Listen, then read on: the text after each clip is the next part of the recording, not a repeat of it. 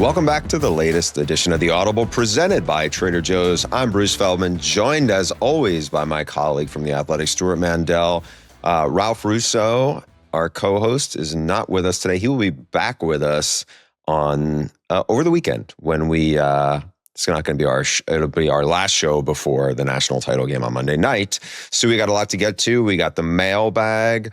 We're going to talk a little bit about the College Football Hall of Fame. We're going to talk about the big game, and it'll be your last show to weigh in on it and our predictions. But first, there's some news that happened just about an hour ago before we were taping, and that was, I think, what a lot of us thought was going to happen. Dante Moore has, in fact, decided to return to Oregon for 2026. Good news for Dan Lanning. The Dylan Raiola era will have to hold off for probably another year. What do you make of it? Well, yeah, like you just said, I feel like it had been trending this way for a while.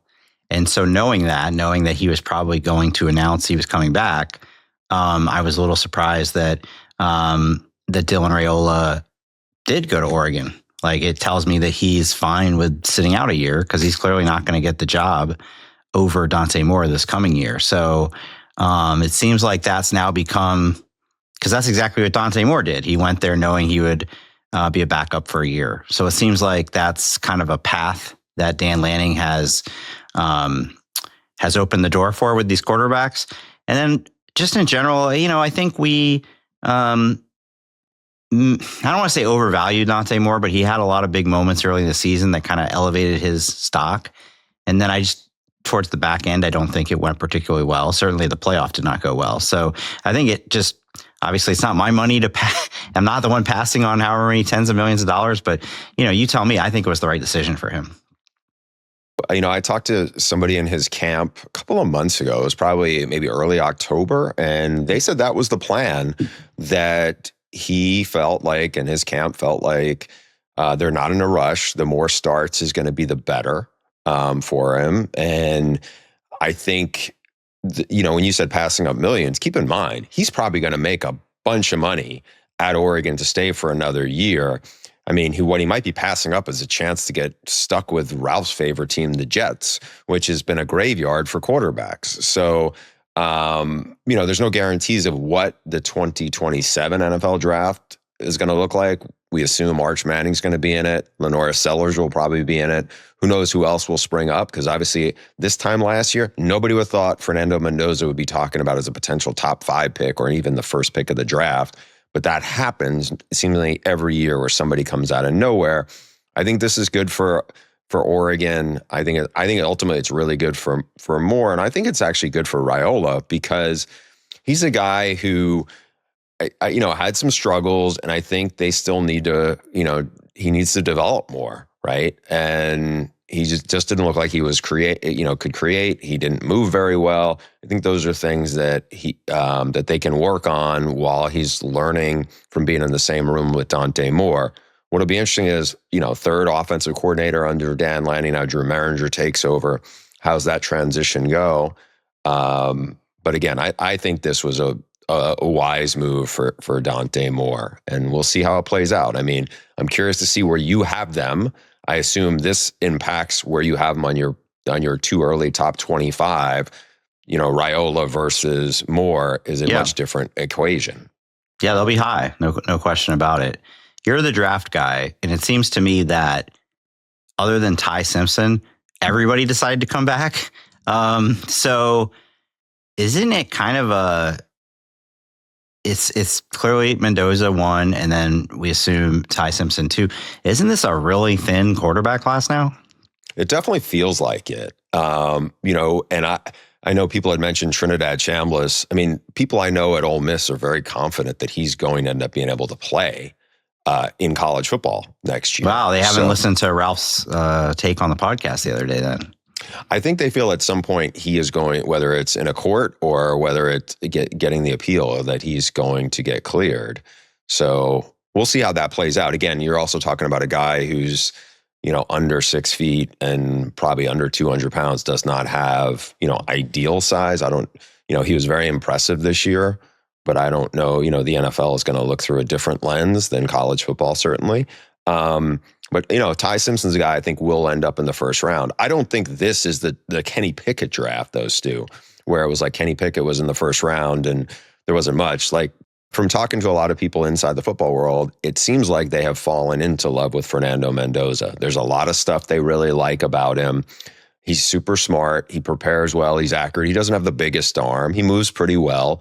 I think one of the things that, from talking to a lot of coaches, and we'll get into this a little more as we kind of break down the national title game, is when you talk to coaches who played him and studied him, the biggest thing they'll say is you can affect him, but you can't rattle him. And that's a huge compliment and a huge chip for a quarterback to have. And by that, they mean is, yeah, pressure can get to him, but it's like after a bad series, he comes back and he's ready to go back to work. It's not like it lingers. And I think that's a huge piece of it. And look, we saw that at Oregon when he threw the pick six and came back. Next series leads them on a long touchdown drive. They win the game. Saw it at Penn State, threw a fourth quarter pick, middle of the quarter, and ended up leading them on a touchdown drive. So I think, Mendoza seems like, I don't want to say he's a sure thing because there's no sure things to, but I would be surprised if he's not a top 5 pick. I've just been really impressed with his maturity, his demeanor. Kind of feels like Andrew Luck's demeanor when he was coming out of college. Just seems like he'd be a really good leader in the NFL. Real quick, you said like, I don't think it's the Kenny Pickett draft. Here's the thing. I feel like there's been several Kenny Pickett drafts recently. If you look at, that was in 2022 when it was Pickett, and then he was the only first round pick, and then it was Desmond Ridder, Malik Willis. Malik Willis, by the way, will probably make a lot of money in the market this year because he's looked really good in Green Bay. 2023 had 2 really good ones, Bryce Young and CJ Stroud, and then it tailed off after that. And then you had this loaded 24 class: Caleb Williams, Jaden Daniels, Drake May, Michael Penix, JJ McCarthy's remains to be seen, Bo Nix, right? Loaded class. But then last year, it was Cam Ward, Jackson Dart, and that's about it. And I remember at the time people saying, well, just wait till next year. Next year's class will be really good. And it's not really good. So maybe 2027, it all comes together. But like, if you're an NFL team who has been needing a quarterback for the last couple of years, like, you can't like the way this one panned out. No, and I think some of that is that cluster of teams that turn out to be big disappointments this year. Penn State with Drew Aller, LSU with Garrett Nussmeier, Clemson with Cade Klubnik. No one's talking about those guys. Now, a couple of them are going to be in this draft process, and we'll see if all of a sudden people look at it and go, oh, yeah, there's a lot to work with here. I'm going to take a shot on this guy. Because that invariably can happen. You can find somebody's going to turn out to be Kirk Cousins and have a really good NFL career. There are guys certainly like that go after the first round who end up becoming pretty good quarterbacks. It wouldn't surprise me if one of those guys ends up doing well in the NFL and we look back and go, he just was in Drew Aller was in a bad situation his last year at Penn State, or, Klubnik was playing in an outdated office, whatever the case may be. We're going to take a quick break, and when we come back, let's talk national championship game. All right, the stage is set for Monday night, a national championship matchup nobody saw coming before the season, Indiana versus Miami. Indiana is a considerable favorite, even though the game is in Miami's home stadium. Hoosiers 8.5. So for the last time this season, Bruce, myself, Ralph, who mailed us our pick, sent us his pick, are gonna pretend to be gamblers. Bruce, what do you got? I'm going with Indiana. I talked to a dozen coaches for a story that should be up by the time people see it. It's our confidential on the title game, and nobody I talked to was going to pick Miami.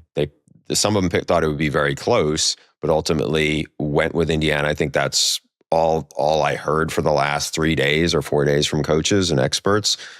Pushed me in the direction of Indiana. I think the Hoosiers win 27-17. The biggest thing I heard was like, you have to be very patient when you play Indiana's defense. Oregon wasn't, and they got blown out, right? And now Miami, I think, could be that, because we've seen that they are, Mary Cristobal is perfectly comfortable with 14 and 15 play drives where they're just pounding you on the run game.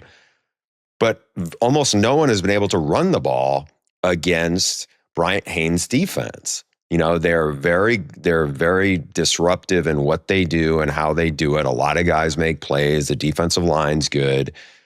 I don't think, I'm not looking at it going, oh man, I don't trust Carson Beck. I just think right now Indiana is playing at such a high level. Miami can't afford to have 8 penalties. They can't afford to be a little off and set themselves behind the sticks. And I think ultimately that's a high bar to pass. And, I think the receivers are a little better than Miami's corners. And I think ultimately the way Mendoza is throwing the ball, I think that'll give him enough to give them a comfortable win. But I think it'll be close into the second half. It does seem like if Miami pulls it off, it'll be considered an enormous upset, even though there have been, looking back, bigger point spreads than 8.5. If I were a betting person, I might take the under. I don't know what the under is, but 2 great defenses. Give Miami credit. We've talked about Indiana. Give Miami credit. Miami's performance in the playoff, really over the last month of the season into the playoff, has been because they found their identity, and their identity, like you said, Bruce, is running the ball down your throat and controlling the clock. And I just don't see how you do that against Indiana. They're going to have to come up with something different. And if you put too much on Carson Beck, that can sometimes lead to problems as well. Also, I don't love that Indiana makes no mistakes. They're the least penalized, they just don't screw up against a Miami team that unfortunately does do that quite a bit. I'm going to go Indiana 24-7. Before we go to Ralph's pick, I do want to bring this up where with Miami, and I feel like it's become a default because outside of Old Dominion in the opener where Colton Joseph, their quarterback, ran all over them, no one has been able to run the football against them. Do you part of you look at that and go, well, this isn't the teams they played, like Ohio State, this wasn't a great version of their run game, right? Alabama doesn't run the football. They couldn't run the football and wouldn't run the football all year. Oregon, got off to a really bad start. Oregon didn't have their running backs. Yeah. And so you're sitting there wondering, I get it. They're really impressive, but Miami's played good defenses. I mean, Ohio State has a very good defense. Mark Fletcher ran for almost 100 yards. Part of me is I don't know if I would, because I said it too, and I know some of the coaches I've said it's really hard to run against them. I wouldn't be shocked if Miami ran against them. Miami has a really big offensive line. Mark Fletcher's a load.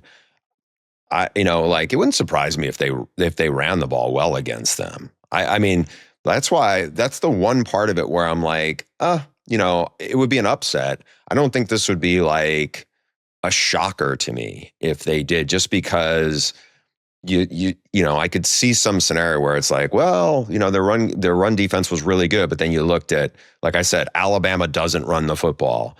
And again, this wasn't, they got pressure on San. They sacked him 5 times. Miami sacked him 5 times. But it was it's going to be an interesting thing. To me, that's where it's the game is made. Can Miami run the football? We're going to find out.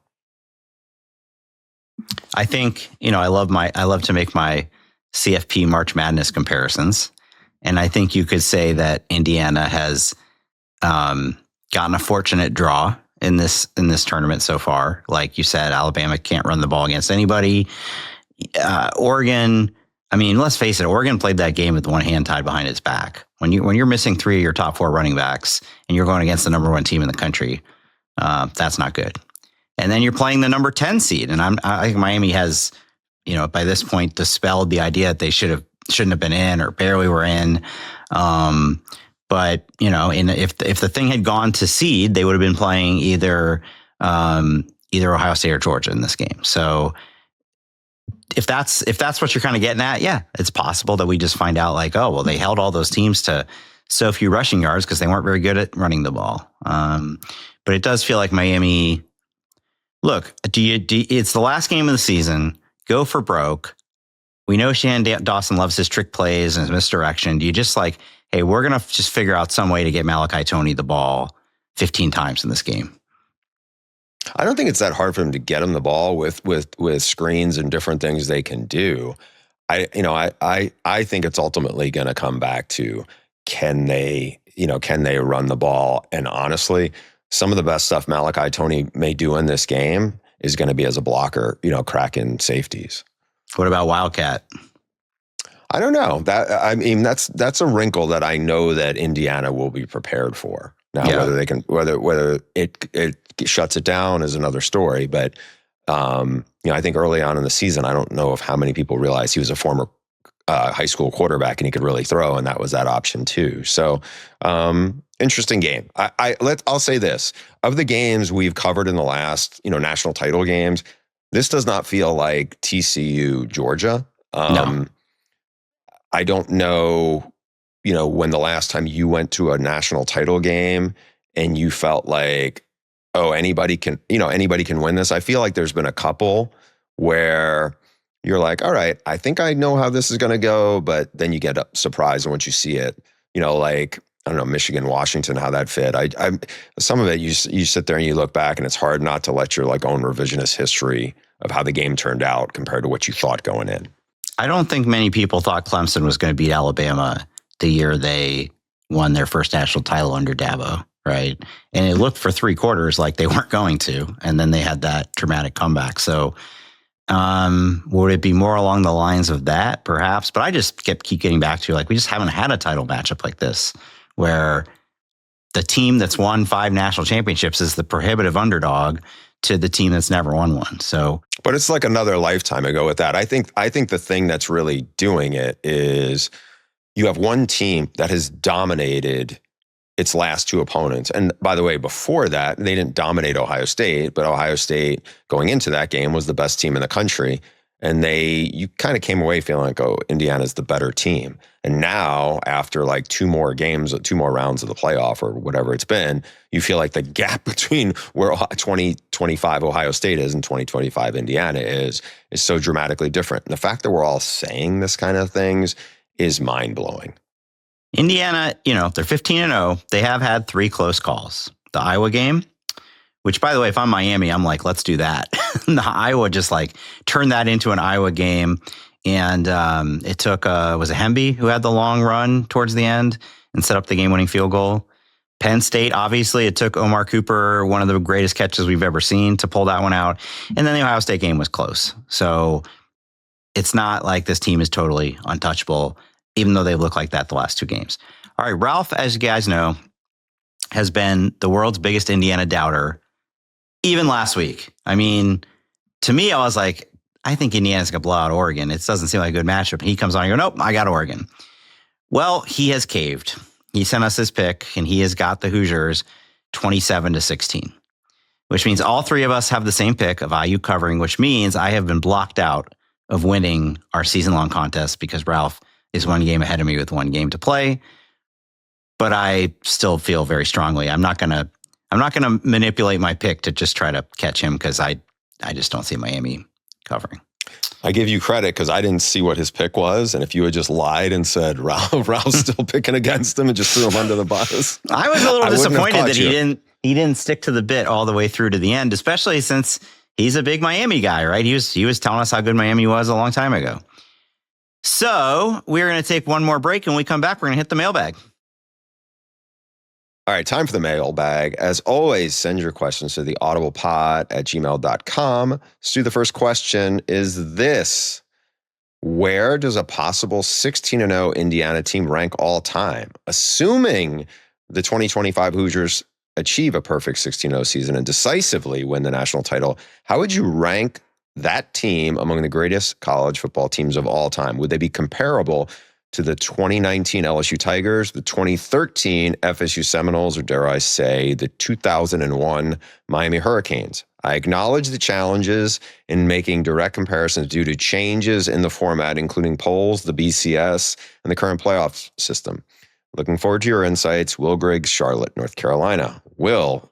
Stu is going to weigh in. Stu, how do you feel about this now? I think he hit on it at the end. How do you compare a team from the transfer portal, more parity era with 2019 LSU, who kind of was at the peak of SEC? That was the peak of SEC and Joe Burrow and that team. I mean, I was at the game against Alabama with Tua and all those great Alabama receivers that they beat. And then obviously in the playoff, they dominated, but they didn't have to play 3 playoff games. They played 2. Bruce, I'd be curious your opinion on this. How much of our perception of because I think we both agree. In fact, remember I did this over the summer, 25 best teams of the century, and it was between 2001 in Miami and 2019 LSU. And how much of our perception of those teams ends up being built after the fact based on how those guys do in the NFL. Like, I feel like the mystique of 2001 Miami has a lot to do with the fact that all those dudes turned into all pros. And the mystique of LSU is, it turns out that amazing offense was an all-pro quarterback and 2 all-pro receivers. And I say that because as of this moment, there's a perception that Indiana is not loaded like that with high-round NFL guys. But part of me, outside of Mendoza, but part of me wonders if we're going to get to April and it turns out, you know what? Actually, they did. They did have a bunch of those guys, because it's hard for me to accept that this team is doing what it is doing with like a bunch of plucky overachievers. Yeah, I mean, look, we'll see where Charlie Becker ends up drafted in a year or two. I mean, he's 6'4" and 205 and has track background. Like, he could be a high round pick. I don't think you're going to see anywhere near the high draft picks of those other teams. I think with the LSU 2019 team, I mean, they had so many top 10 wins over the course of that stretch. Now, they weren't in a playoff, but it was actually going to be, one more game than what Indiana was going to play. They'll play 3. LSU obviously played 2. But again, like you said, the SEC was more of a gauntlet then, I felt like. Remember, in their non-conference, they also played Texas at Texas earlier in the season, which was a good team. I think that was the best offense I've ever seen in 30 years covering the sport. Miami's was probably the best defense I've seen, because they were good on the D-line, they were elite at linebacker, and they were phenomenal in the secondary. And you'd see them slaughter some good teams. I've said this for a long time, and I think I did a story on it years ago about that Miami team was the most talented team in modern college football era. Outside of there was a USC team that came in second, 1979, I believe. It had more Pro Bowlers than any team in history. I mean, in terms of like how many guys went to Pro Bowls and how many Pro Bowls they went to, because you had, it was a Ronnie Lott team, Marcus Allen, you had Bruce Matthews and oh God, I'm blanking. There were so many guys. I mean, Anthony Munoz, arguably the greatest offensive lineman. So it was just one of those, but it didn't actually win the national title, because I think they tied Stanford. To me, and again, if they beat Miami 40-3, I think that'll give more push to the argument. I don't know if I see, again, one of the functions of this is, I don't know, they played I don't want to diminish it entirely also, but like they played an Alabama team that I don't think a lot of people thought should have been in the playoff, right? As you said, they had 3 close calls in the regular season. It wasn't like they were dominating teams left and right when they played really good teams. Well, they didn't dominate. They didn't dominate. Remember the Ohio Illinois State game? What was that? 63 to, Yeah, that's a fringe. Outside of those 3 games, they've been extremely dominant. Can you be extremely dominant, or are you just dominant? It's like truly You're just unique. dominant. You're just dominant. Yeah. But Sorry. I mean, they didn't dominate Ohio State. They won a close game. They didn't dominate Penn State. It was close to losing that game. I don't want to say like I thought they were the better team at Oregon, but that was a close game.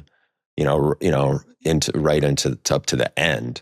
So I mean, if you look at that 2001 Miami team, I mean, again, they didn't have to run through a couple of playoff teams. Yeah, they didn't have that much of a gauntlet, to be honest. Like, they were playing in the old Big East. They played 11 regular season games. They did have some really dominant performances, including in the national championship. I mean, they beat a Washington team that had some talent, and they beat them like 65-7. Yep, I remember that. I'm not ready to make any definitive statements here, because I'd like to actually see Indiana, finish the deal before we go declaring them. But if you were, as of this moment, if you were making the case between them and, let's just say, 2019 LSU, the argument for 2019 LSU, in my opinion, would be, like you said, one of the best offenses we've ever seen in a tougher road.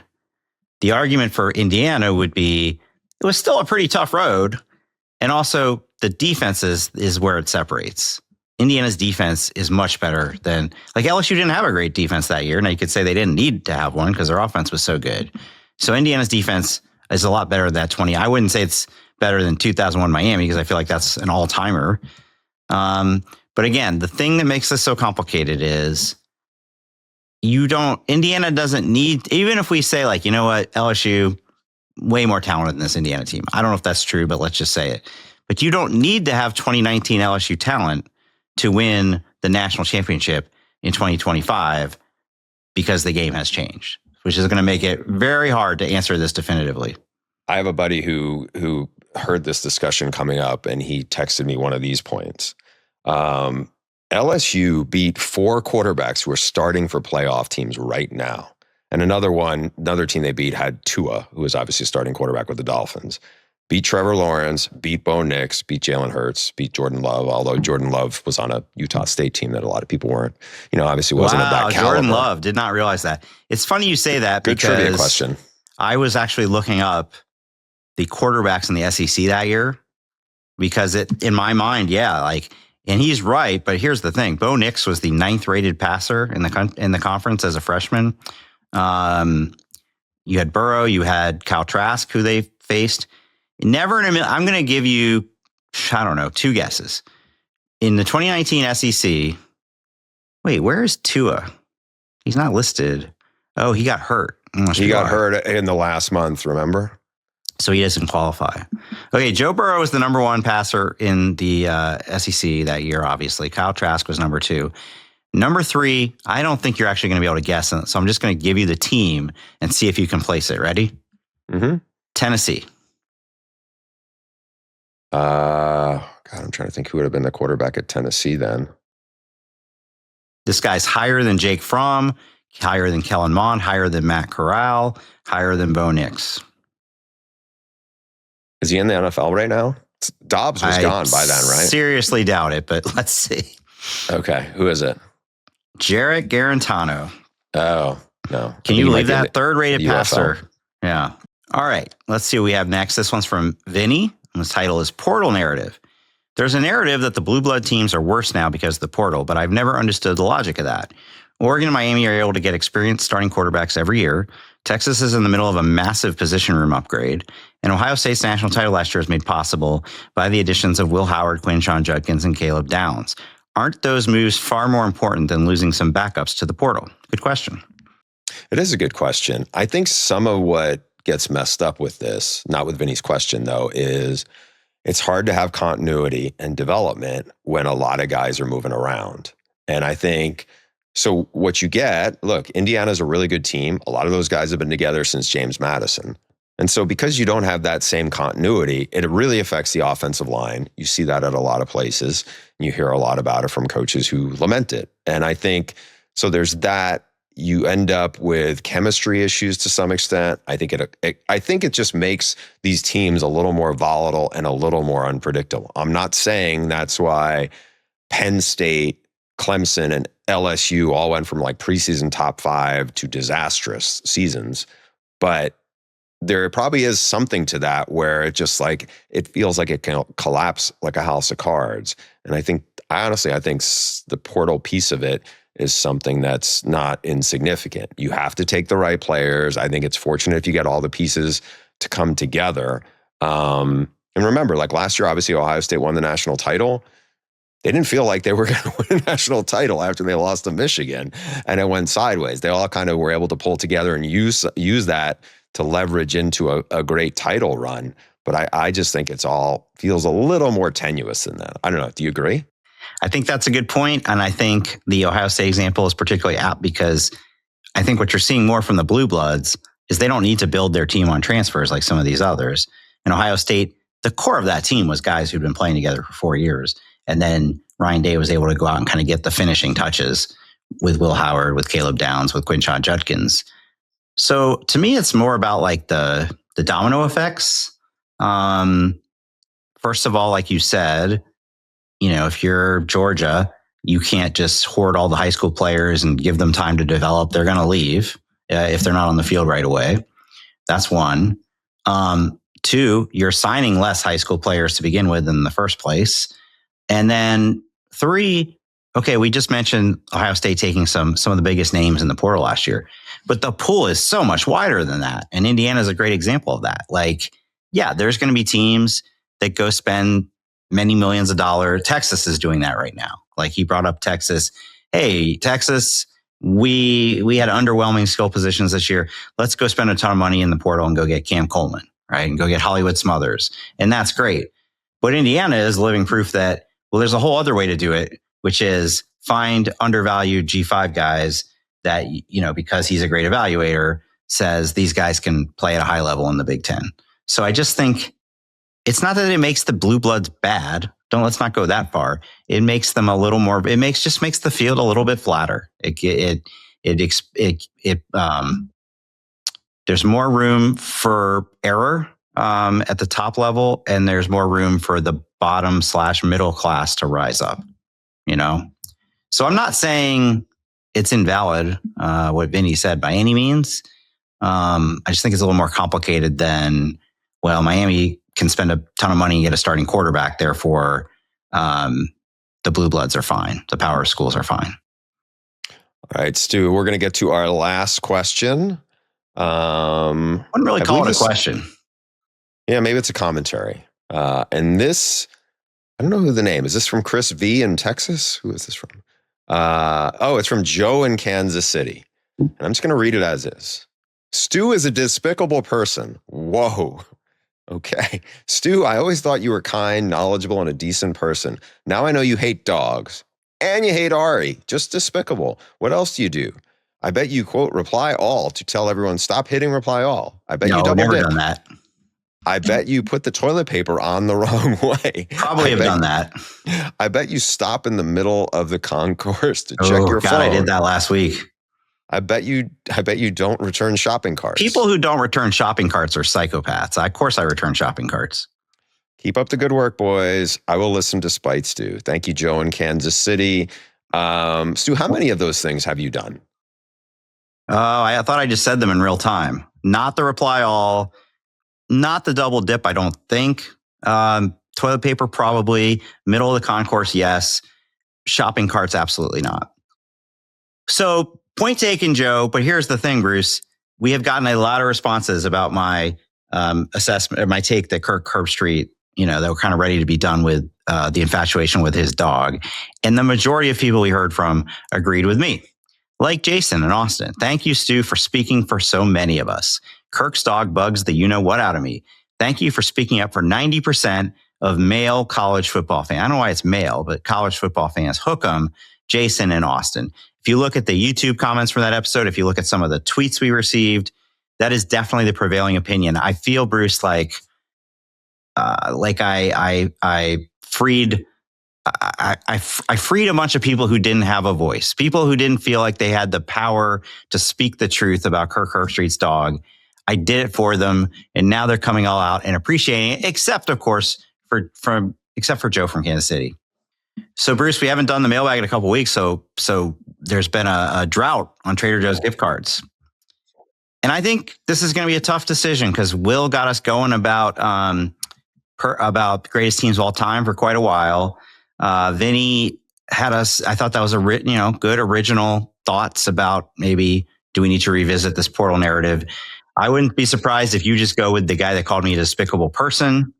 And of course, nobody would blame me if I voted for Jason in Austin, who was very complimentary. So you go first. What do you got? I'm going to go with Joe in Kansas City. I give it. No, honestly, not because he called you a despicable person. I thought it was a very clever, sarcastic way he went about it in the bottom part of the email. So I am not going to put Matt in the who is our tiebreaker, our producer Matt, of deciding between the one that's critical of me and the one that's complimentary of me. And so I'm going to say it's Will Griggs of Charlotte, North Carolina, because he brought up quite a conversation starter about where Indiana would rank all time if they finished 16-0. So those are your two finalists. Matt, what say you? Will. You say Will. I say Will, although I do think that, Bruce, I think that I hear what you're saying. I do think that was a fun email out of Kansas City. Thank you for sending that. But I just thought the conversation was great from Will, and reading those ahead of this podcast, I found that one interesting food for thought. All right, Will, send your mailing address to theaudiblepod@gmail.com. And everybody else, send your questions to theaudiblepod@gmail.com, and we'll see you next time.